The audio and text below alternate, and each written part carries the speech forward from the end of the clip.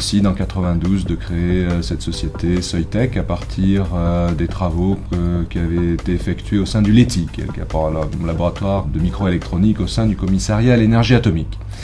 92, démarrage, 4 personnes, et un démarrage qui se fait avec des moyens financiers limités, des prêts, et un petit peu le tour des copains, puisqu'en 92 c'était la guerre du Golfe, et les financements pour les startups n'étaient pas au niveau que l'on connaît aujourd'hui. Et aujourd'hui 1000 personnes, 4 usines, une usine en construction et des filiales un petit peu partout. Nous fabriquons un silicium amélioré, un turbo-silicium.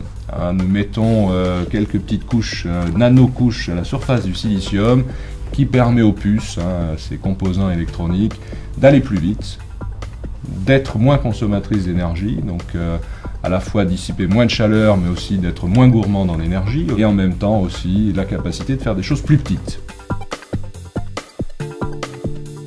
Je pense que en matière d'innovation, il n'y a qu'une seule place, c'est d'être numéro 1. C'est un petit peu comme dans le sport, on se souvient souvent du numéro 1 et pas tellement des autres, donc il faut être leader. Je crois que le leadership, c'est quelque chose d'important, c'est dans la culture de Soitec. En même temps, il faut savoir s'appuyer toujours sur la force de l'innovation.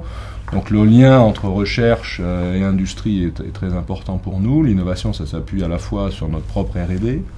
Nous dépensons en moyenne 8% de notre chiffre d'affaires en R&D, ce qui est relativement important.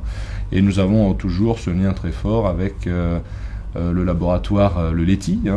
Et nous avons un programme qui vient d'être financé par l'Agence pour l'innovation industrielle, donc Nanosmart, qui renforce à la fois ce lien recherche publique, recherche privée, qui s'ancre dans le pôle grenoblois, parce que le pôle grenoblois c'est aussi notre creuset, qui montre que les graines de baobab peuvent pousser en France, donc on s'ancre sur Grenoble, puisque le projet Nanosmart est sur le pôle grenoblois, et c'est un projet ambitieux, puisque c'est un projet en termes de dépenses de R&D qui sur 5 ans est aux environs de 200 millions d'euros.